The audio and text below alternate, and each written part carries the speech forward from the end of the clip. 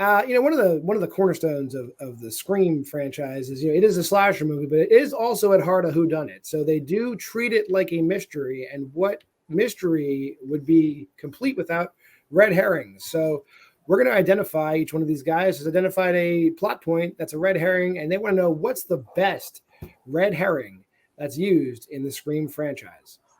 With that being said, we'll bring in our competitors, and Chad Webb is going to start us off this round.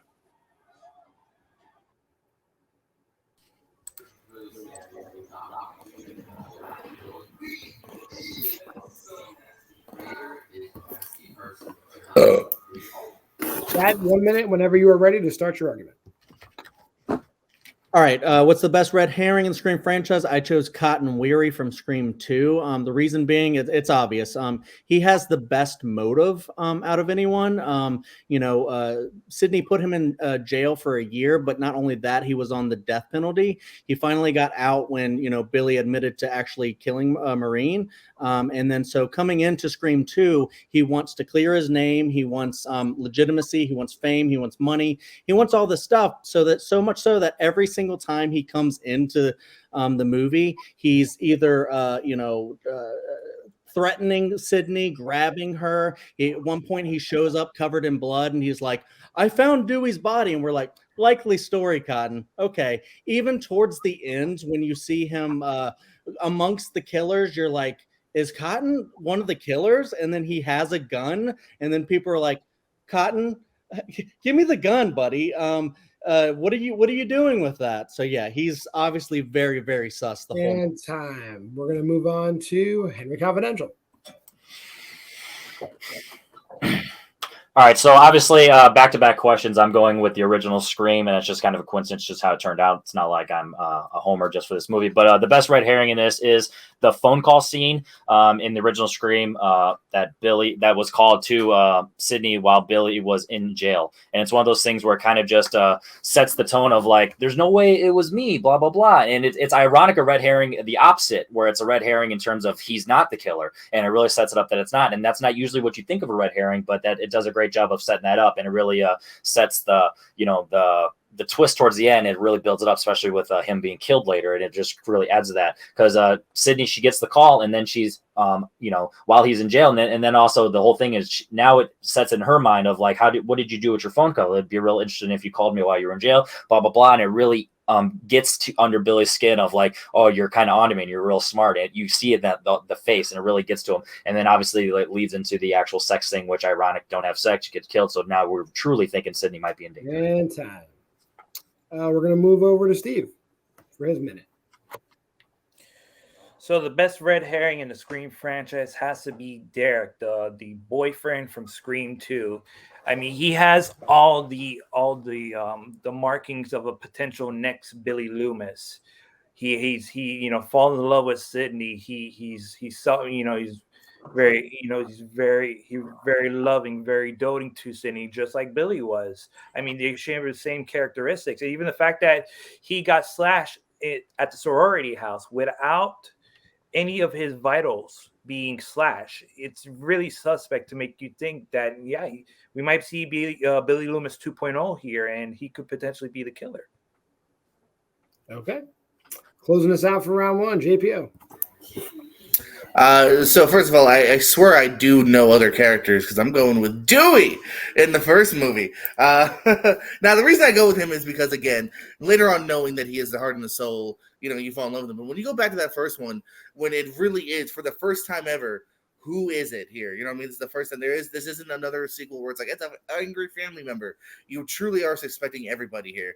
And I think that's why people leaned towards Jamie Kennedy and towards Dewey, because these are the kind of the nicest, hardest people in it. And he's always at the wrong place at the wrong time. There's a reason why Scary Movie made him doofus, because he's really not that great of a cop when you look at it here. And so you really do start to suspect him, man. David Arquette has played creepy, kind of mean characters earlier in his career. You can kind of see easily that twist that they could have made with that character of like, that's how he was able to cover certain things up with the principal and whatnot.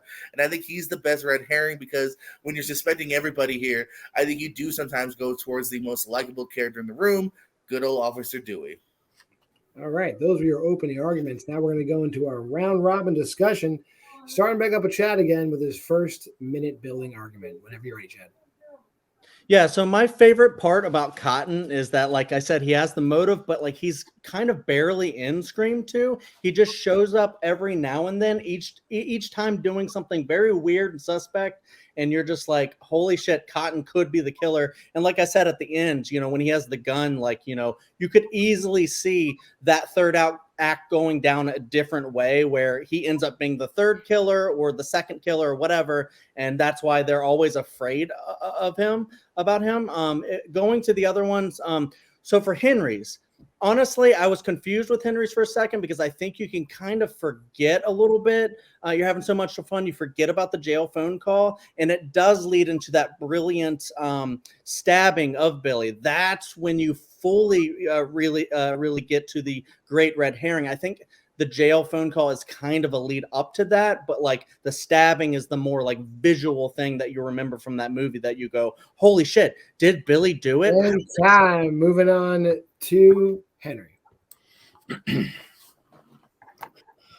So everything in Derek from Scream 2 is kind of repetitive of with Billy, except he's actually nice of the version. So the fact that you would do it, it feels repetitive, but also not at the same time, and just not as realistic. Of just he doesn't really build up and have the vicious. Like obviously everything that we got with I forgot his name, the Tarantino, the film student, where he's literally weird and creepy, just like Billy was in the first movie, even though it's quote unquote obvious. At least they have the traits of that, whereas Derek doesn't have that. Everything with Cotton Weary and Scream 2, it's one of those things like you said, he's just not in the movie enough to really have that built up. So if they actually ironically would have made him the killer it would kind of been a false twist, and it just wouldn't have felt earned. So it would have bad thing. So the red herring just didn't build up there. And then with Dewey in the first one, it's one of those movies that if you take away the history of what we got in Scary Movie, we really truly don't really have that connection of Dewey as the killer. It's nothing about him that would have done it. It's actually good, quote unquote, in the parody version that we got in Scary Movie, just because it's so out of nowhere. Whereas everything with the jail scene, it sets it up that, he is the guy, but then you're like, oh no, he can't be because he has an alibi. Closing out this first cycle, JPO, give us your first minute. Well, it'll be, no, Mesa. Yeah, I was going to say, there's 2 more to go. Oh, yeah, sorry, Mesa, you're right. Let's go to Steve. Whenever you're ready, Steve. No, I understand where Henry's coming from. Derek seems like a totally nice guy, but even as the Scream franchise has shown, nice guys can, have their last straw being broken. So he could have been the first person to be the nice guy, to be the ultimate psychopath. So there's that red herring in which you also know that he also pops out of the theater out of nowhere after Sydney sees Ghostface stalking her while she's playing Cassandra in the play. Dewey, I would totally understand why David Arquette might be the menacing, creepy type, but totally when I first watched it, I didn't expect one ounce. I didn't think 1 ounce that he was going to be the killer. And Cotton, that the jail, the Cotton is just, he's just there. He's a red herring for being red herring. If anybody is more of a red herring, it's Derek more than it's Cotton. It's just obvious that it's not Cotton because he's just chewing the scenery. Liv Schreiber is. And now we'll go to the last part of this first cycle, JPO. My problem with Derek is this. Here's me as a fan watching the end of Scream 2. Oh, here's the killer reveal. The fucking boyfriend again? Seriously? Like, that's all these writers can do? It would have been too much like the first one here. People would have really disliked the fact that they just went with, it's the boyfriend again. Man, she's got boy problems here.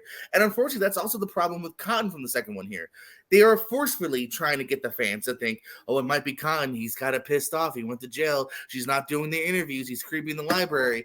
And you say the characters suspect him. Of course, in real life, he'd be my number 1 suspect. But you know who doesn't really suspect him? Us fans. We know that they're trying to shoot him into looking like a suspect so much that you don't suspect Cotton. You know he's going to be okay in the end because they're not just going to go with the obvious thing here. The phone call, kind of like Chad said, it's cool, but when you're finally in that final moment here, you're really not thinking about that phone call as a reason as to why or why not he could be the killer here. You've moved past that by far here. Dewey, you don't suspect him? Good. That's the point, which is why he's suspectable, because he's so good. And time. We're going back over to Chad for your second minute.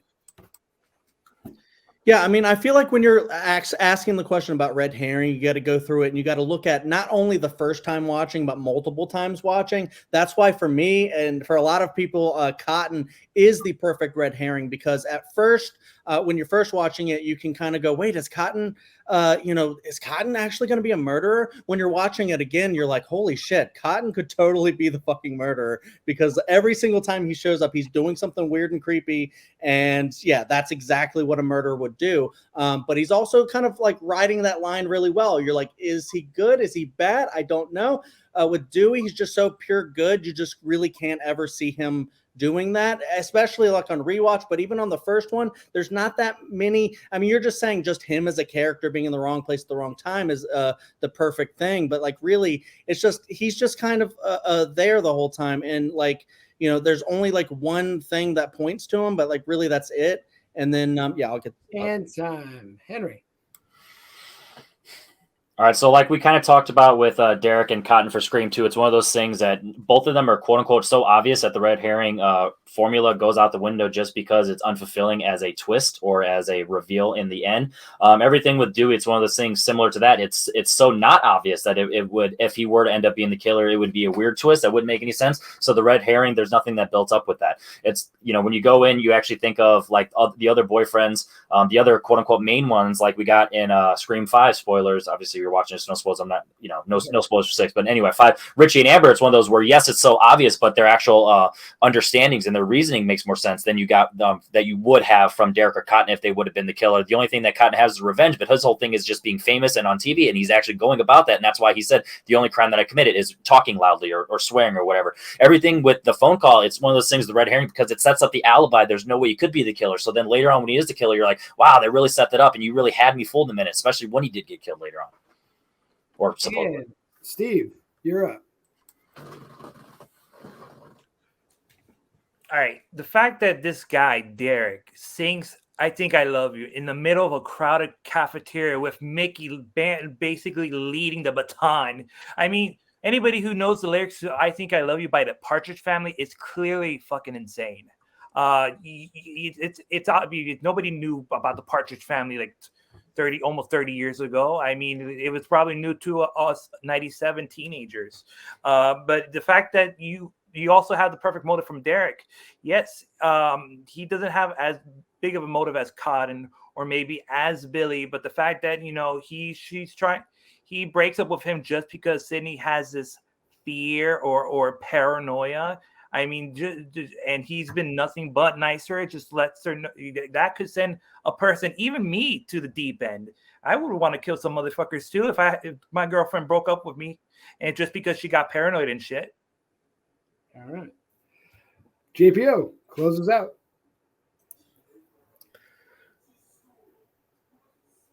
You grow to love Dewey, but at first it almost seems like the man's overacting.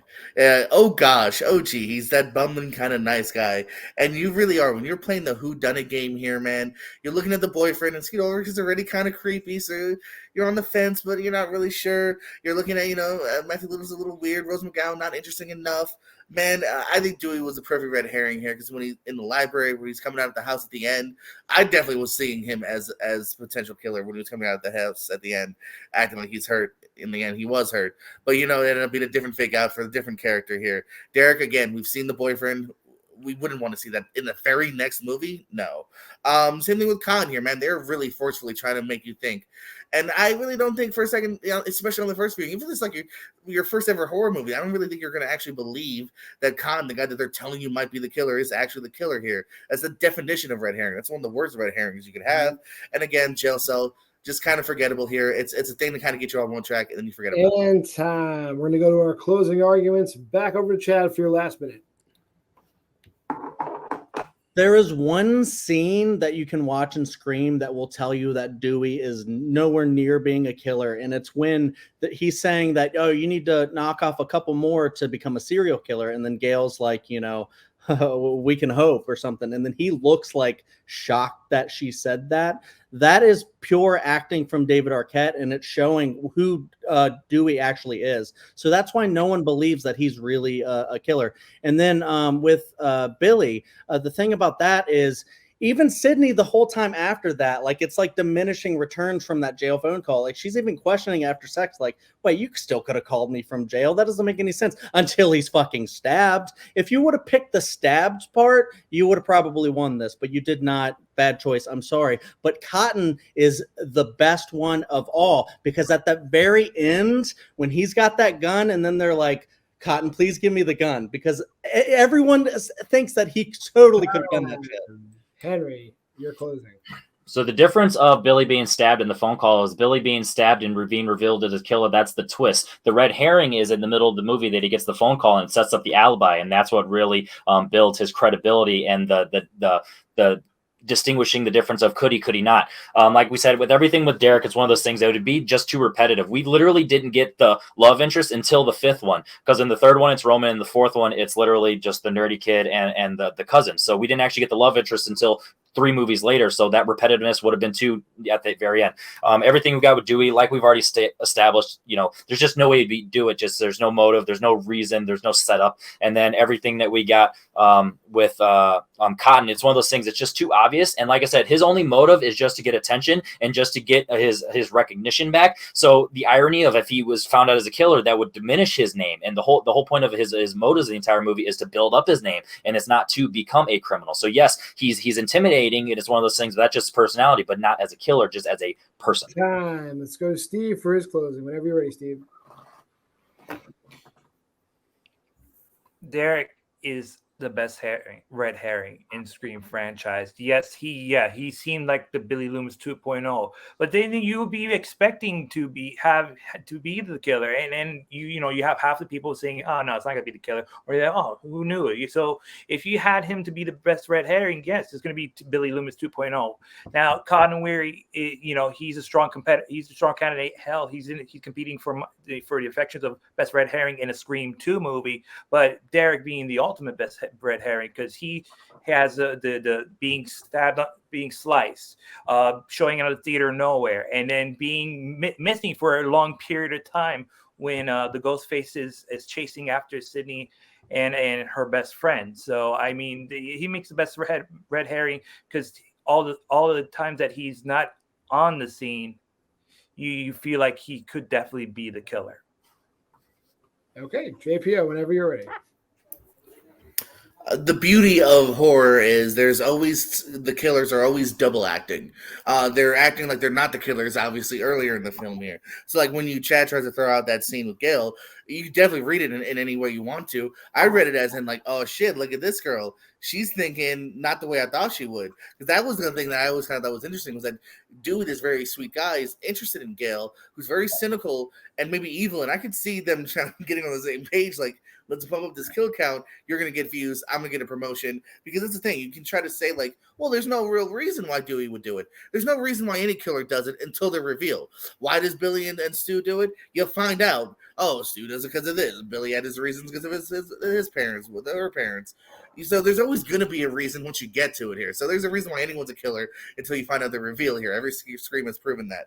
So you can't say there's no reason why Dewey couldn't be the killer. Anyone can be the killer. That's the point of this franchise. Anyone can be the killer. We're all suspects. John, I know what you did. All right. Thank you. As then around 2, judges are going to come in. We're going to deliberate. We're going to get our scores together. We will announce it as soon as we know. You guys let me know when you're locked. I got to figure this out myself.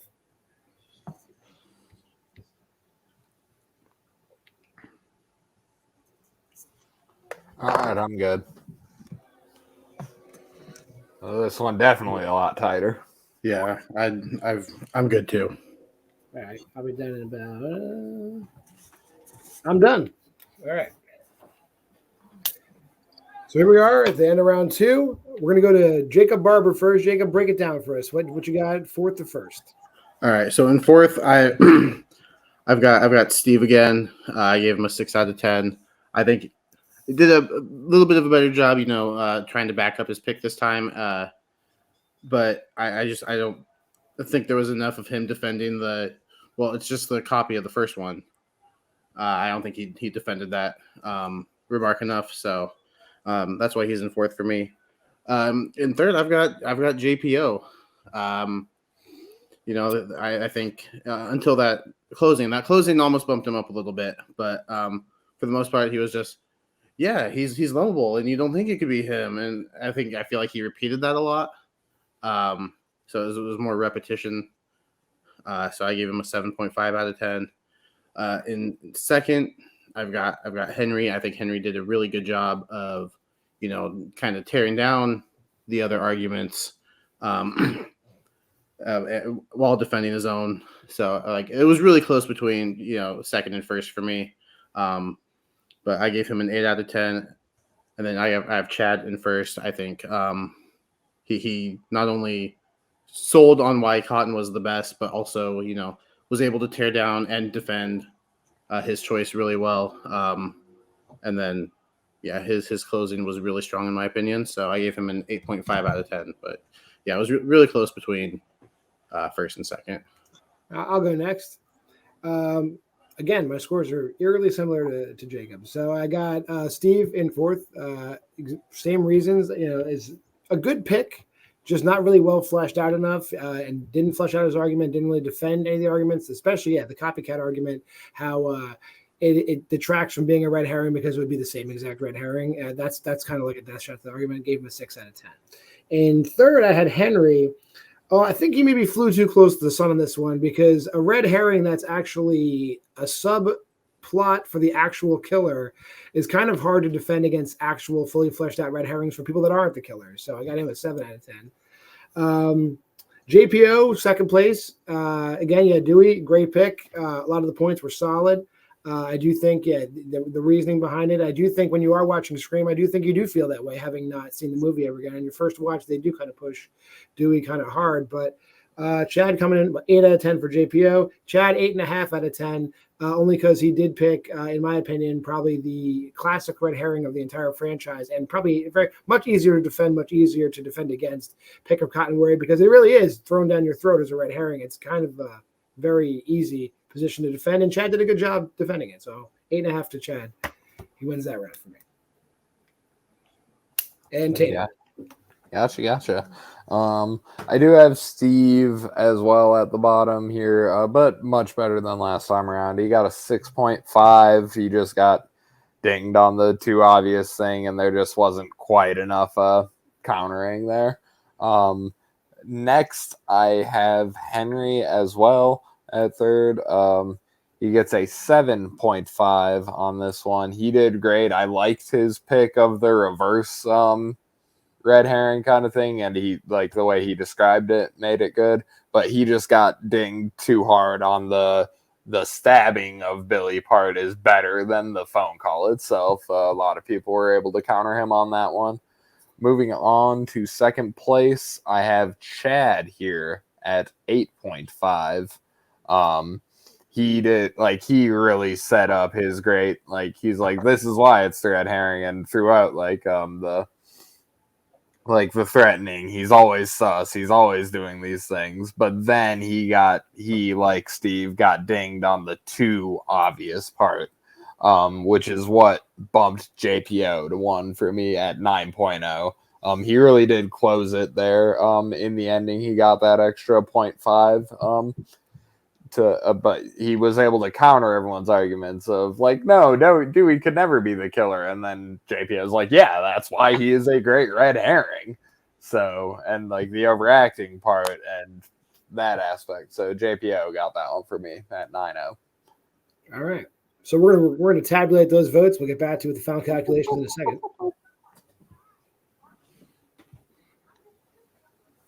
You're muted.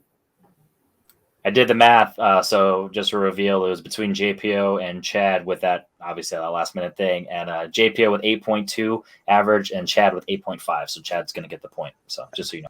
All right. And we've gone to our special computating these results backstage. Chad edging it out 8.5 to 8.2. He's going to take that point in the second round. So let's see what happens in round 3. Our round 3 question comes to us from Mr. Henry Confidential himself. And, a lot of horror fans like to speculate. We have seen plenty of crossovers in the past. The Universal monster movies they crossed everybody over with everybody. We had Freddy versus Jason. You had The Grudge versus The Ring, all this stuff. So basically, what if we did it with Scream? And the question is, what horror movie or franchise would be the best to do a crossover movie with Scream?